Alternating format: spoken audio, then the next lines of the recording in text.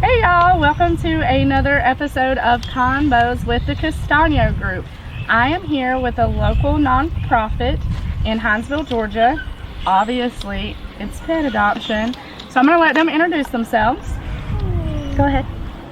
I'm Anita Braley, and I am one of the founders. I also do the secretary and the treasurer positions. I'm Sarah McPherson, and I'm also a founder of Voices for the Voiceless. I do everything she doesn't. So. Yeah, sorry. The nonprofit is called Voices for the Voiceless. It is a pet rescue nonprofit, right? Yes. So tell us about who we have here today. This right here is Miss Sandra D. Sandra D is approximately 8 years old. We have had her for quite a while. She actually came into the rescue with her 4-year-old daughter. She actually had puppies at the time, and her 4-year-old daughter had puppies at the time. Do we want to talk about where we got her from? She came from a location in Clyde, and it was kind of a rescue scenario. We're not going to go too much into detail because we're not trying to offend the person who gave her up. We're not sure why she had to give up all of the animals, but she gave up all of the animals at the same time. At the time, they were living outside in a metal kennel with kind of like a tarp over top, and her puppies had just been born. So we have a few more pets that we would like y'all to meet. We're gonna let her go rest because she's earned it, and we'll meet our other ones. Go ahead. Go ahead, Sandra D. Hey! Hi, come on, sweetie. Come on, sweetheart. Come on, honey. Hey. So this one is a little shy. Hey, beautiful. This sweet little baby girl right here, this is Angel. Hey, look how tiny. And Angel joined us with her sister. Her sister was Sissy. Can I pick her up? Go for it. Sissy got adopted literally as soon as she got here. Angel is just pushing 1 year old. So she's still a puppy. What is she, like a pound and a half? Yeah, she doesn't weigh hardly anything. So a good apartment dog because you're trying to meet those restrictions.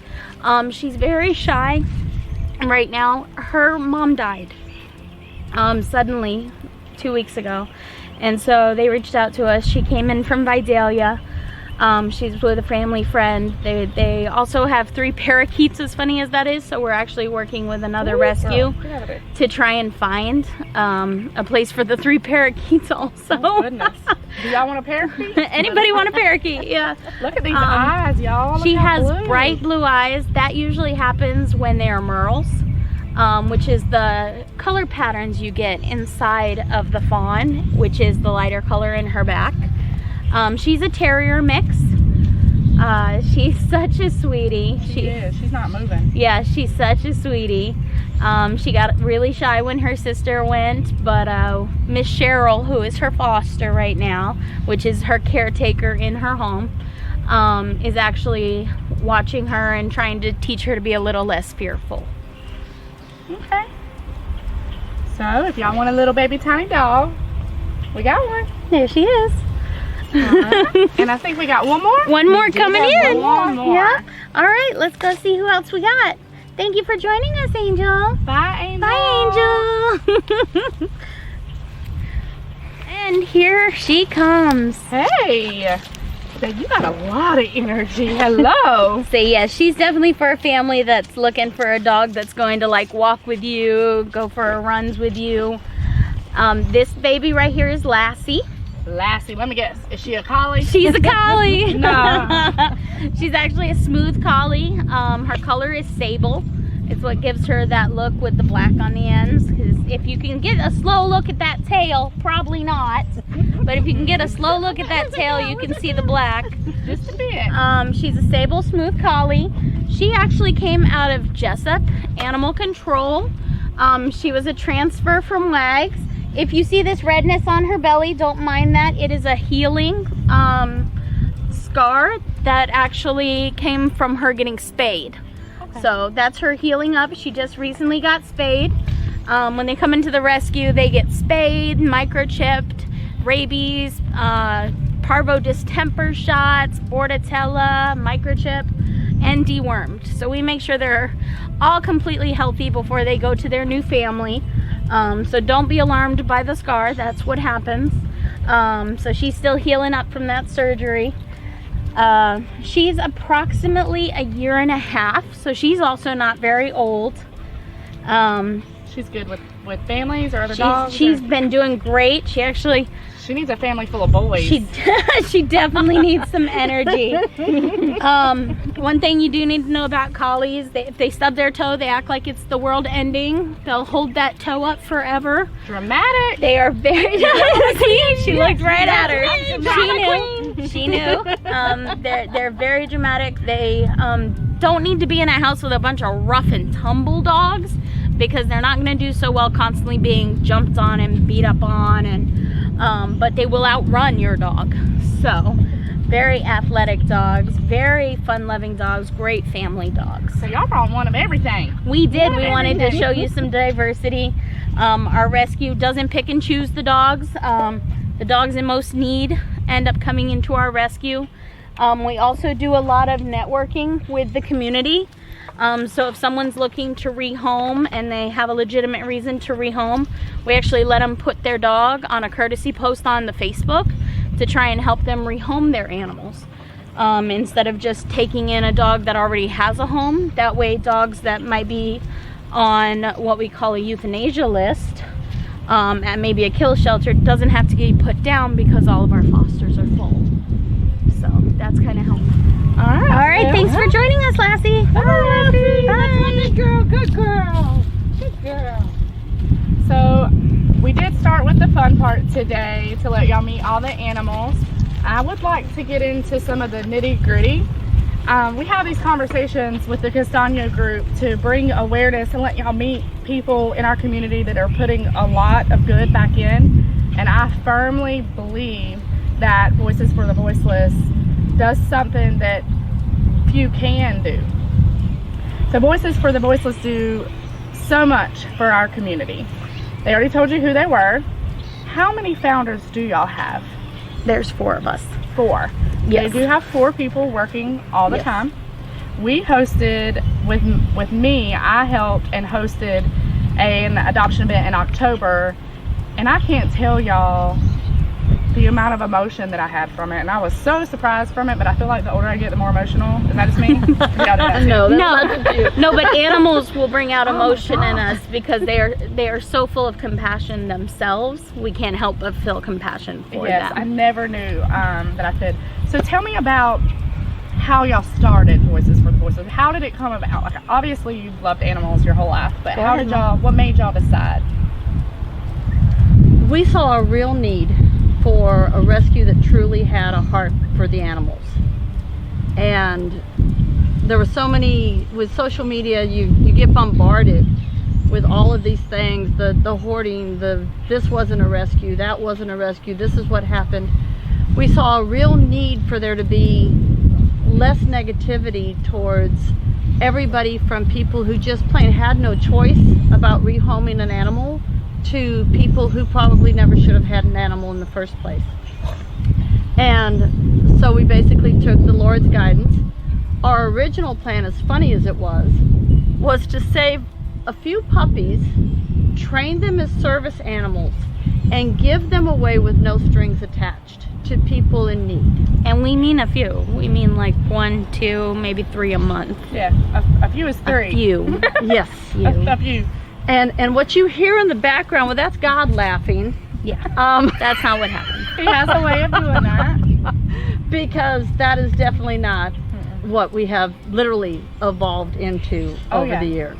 Oh yeah. So we have gone from saving 2 or 3 puppies maybe a month, maybe every couple of months, to, as you can see, saving everything from senior dogs to mamas who are due to give birth, to cats, Yes. that my daughter's allergic to. Yeah, we actually aren't a cat foster rescue, so we try and network them as much as possible because we actually don't have a lot of fosters for them. We actually have one wonderful lady who calls me and goes, "Do you happen to have any cat milk? Because her feral cat just left a baby kitten right there." So, you know, it happens, you know. So we have an adoption event coming up in 2 weeks. 2 weekends. April 30th. April 30th. April 30th. The pets that you met today may or may not be there. I hope they're not. I hope so too. But at our last adoption event, you know, I was like, adopt a pet, save a life. But Miss Anita was actually, you don't save one life when you save a pet. You save at least 3. Right? Yes. So tell me, I was like, this woman's bananas. She's bananas. You save one pet, you save one life. So tell me about the 3. The 3, actually, if you save, all right, let's take that example of Lassie. We went to Wayne County Pound, and under our license we were able to pull her. When she gets adopted, she will actually help save the life of that human. So we've saved one by saving Lassie. Lassie in turn will save another. Because the foster slot has now opened, we get to take in another owner surrender or another stray from the pound. So that's the 3rd life. That's the 3rd life, and in turn that one will save another human, and the circle goes on. Just keeps chain reaction after chain reaction after chain reaction. I was like, I love that, because you cannot show me a person that is unhappy with a puppy in their lap. Or with a senior dog that's been with them their whole life, loving on them, because there ain't nothing more loyal than a pet. No. Man's best friend. Okay? So we would really like to see y'all at the adoption event. It'll be at my office at Realty Executives Liberty, 401 South Main Street, Hinesville, Georgia, on Saturday, April the 30th, from 3 to 6. Help us save 100 lives and make more room. But I want to know about, too, how people in the community can help Voices for the Voiceless the most.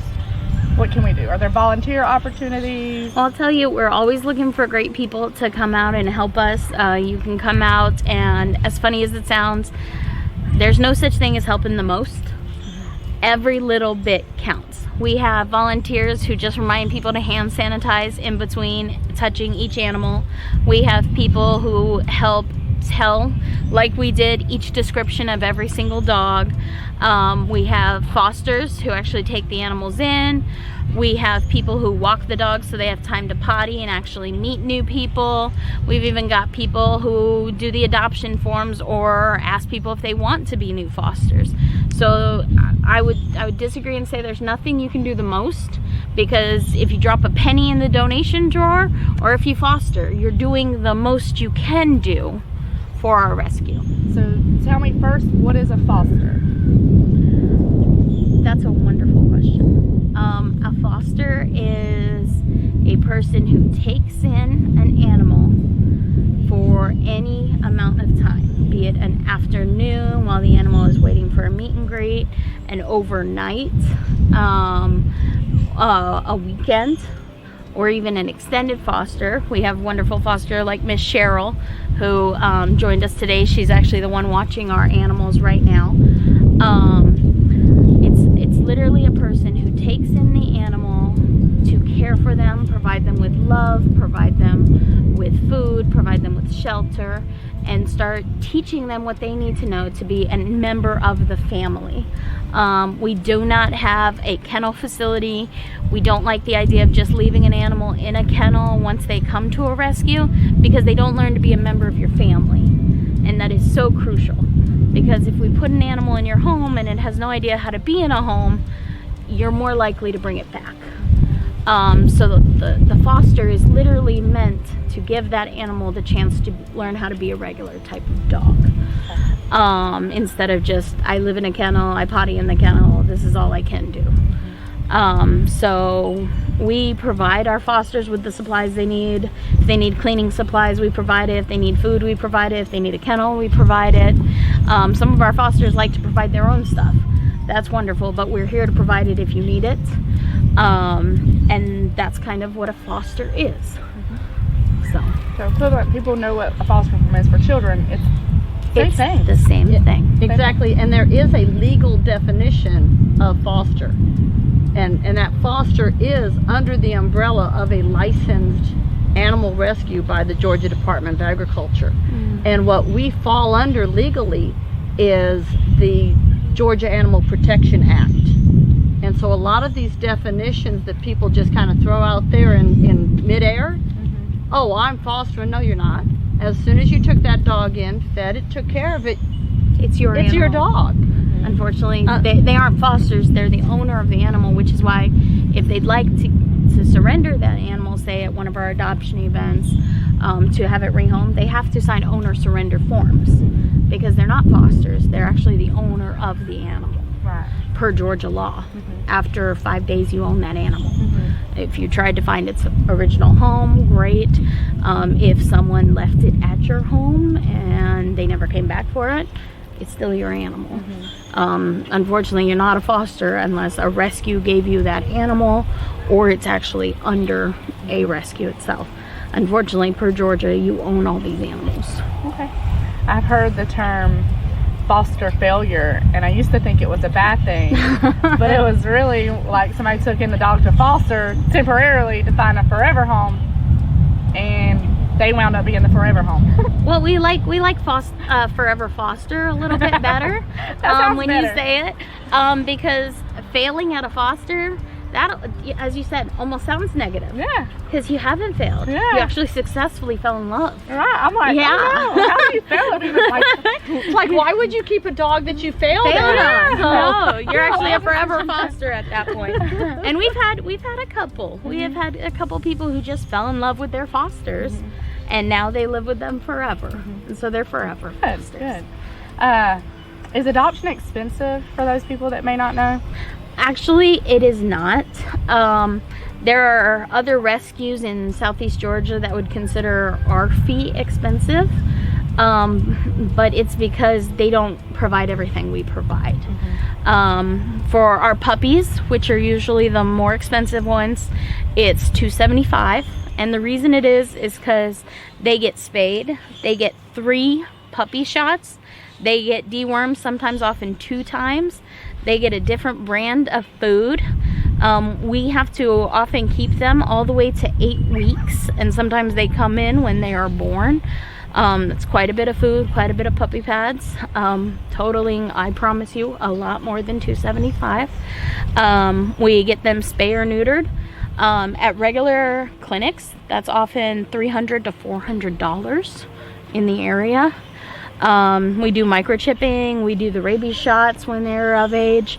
So $275 actually not expensive at all. You're getting quite a deal, because we're doing all of the work, paying for all of it, up to 8 weeks, which is the earliest you can sell or adopt a puppy in the state of Georgia. And I say sell or adopt because a lot of people get hoodwinked and get puppies under the age of 8 weeks. So I want to make that clear that in the state of Georgia, you can't get a puppy under 8 weeks. I do want to say that we did have to find a location that didn't require crazy permits. We are close to a road, but we did want to be outside to make sure that their pets, their adoption prospects, were comfortable and open enough so we didn't scare them or harm them. So excuse any car noise that you may hear or the wind blowing. What's most important was this message that we wanted to get across. So lastly, I do want to thank y'all for coming, but could y'all please let them know the easiest way to get in touch with y'all if they have a surrender or if they're interested in, rehoming their pet, or more importantly, adopting one that they have. Of course, the best way to get a hold of us is Facebook. You can go to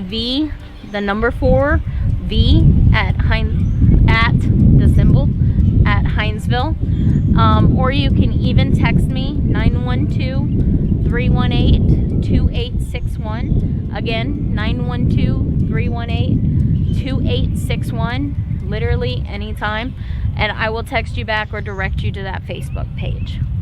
Y'all can call me, message me, and for whatever reason that wasn't clear enough, I'll put you in touch with them too. So thank y'all so much. Thank you for inviting It was us. a pleasure, and I can't wait to our next event. All right, we're excited. See you then.